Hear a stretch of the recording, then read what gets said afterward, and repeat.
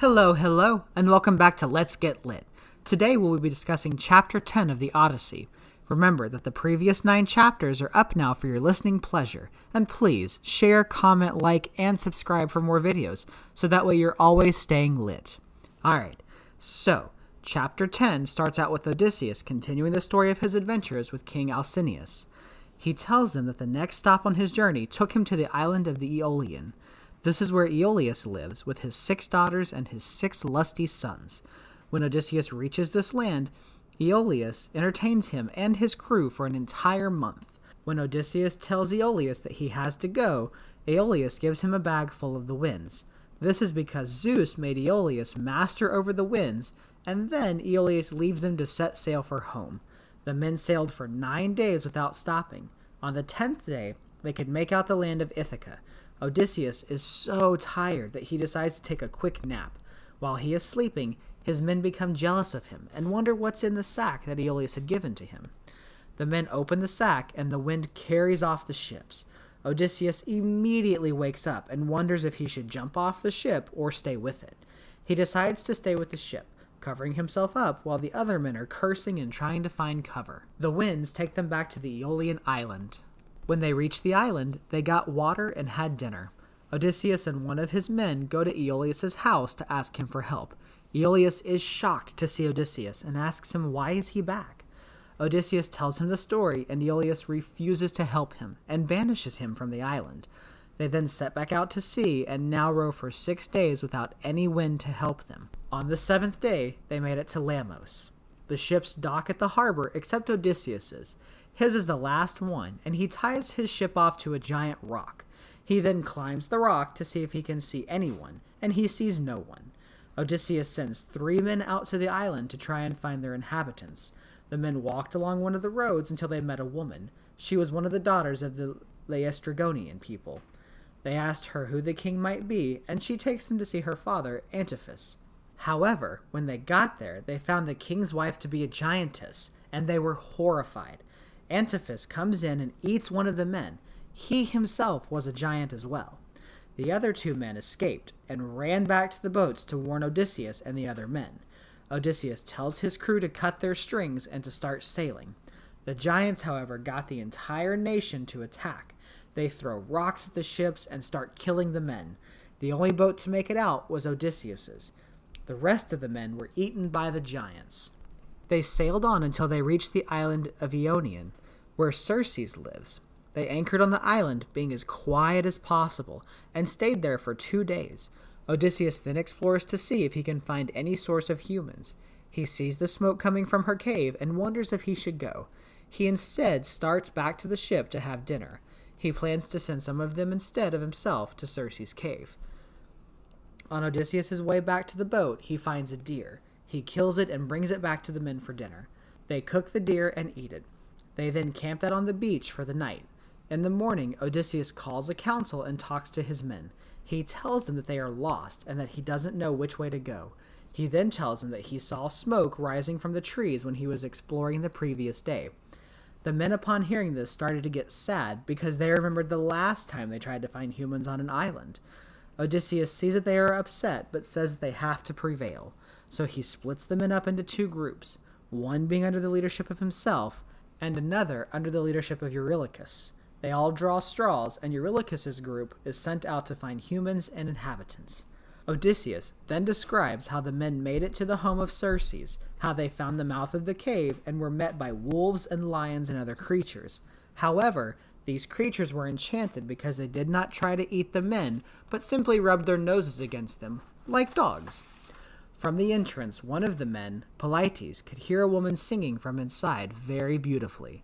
Circe answers the door and invites them in.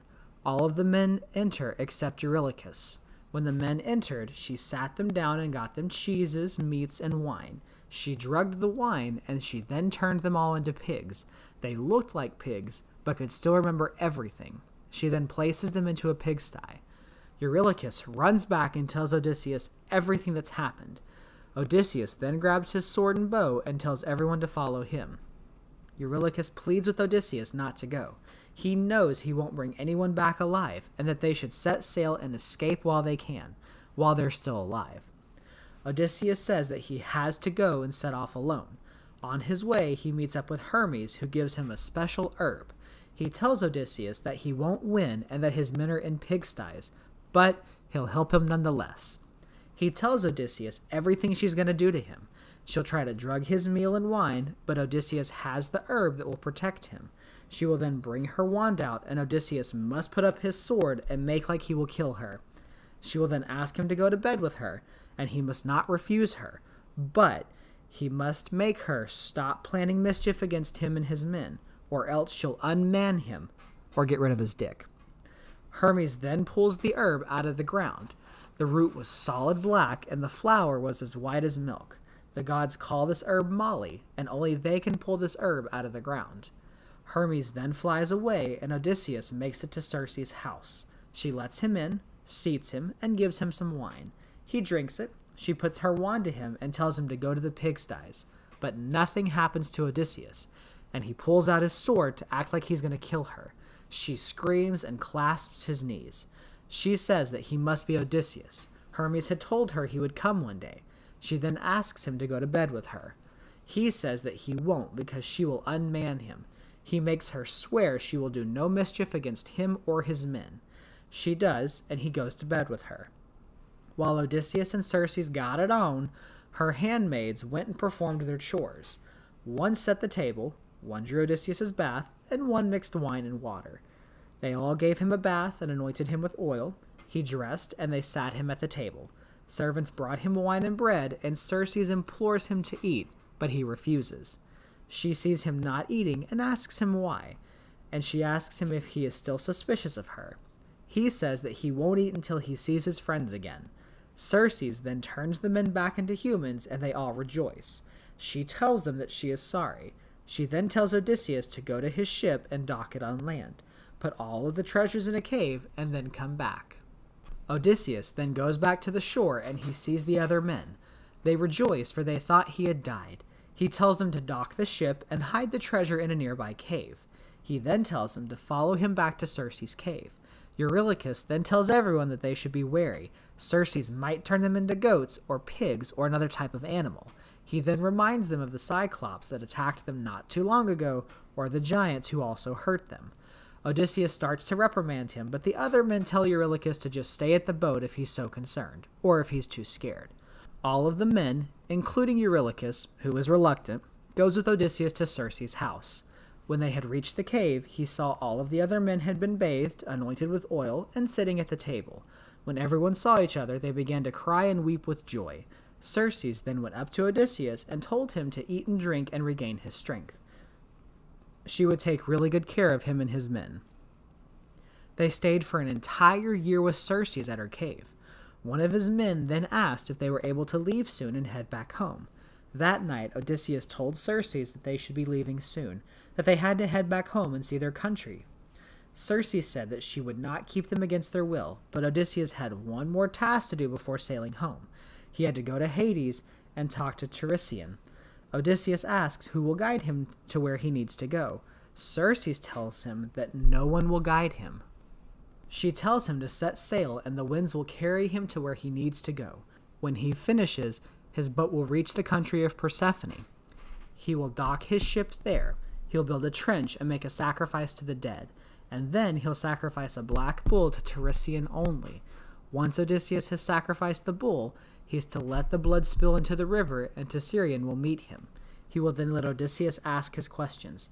Tiresian will also tell him what he needs to know to be done and how to do them. Also, he'll tell him how to get home safely. The next morning, Circe dresses Odysseus, and he tells the men that they are going to set sail. One of the men was sleeping on the roof, and when he heard the commotion, he fell and broke his neck and died. Elphenor was his name. He then tells the men that before they can go home, they have to go to the house of Hades and Persephone to consult Tiresian first. The men are upset, but get ready. Circe brings the animals for sacrifice, and this is the end of chapter 10. Thank you for staying until the end of the chapter, and I hope you've enjoyed it. Look forward to more episodes of the Odyssey coming up soon. And as always, guys, stay lit.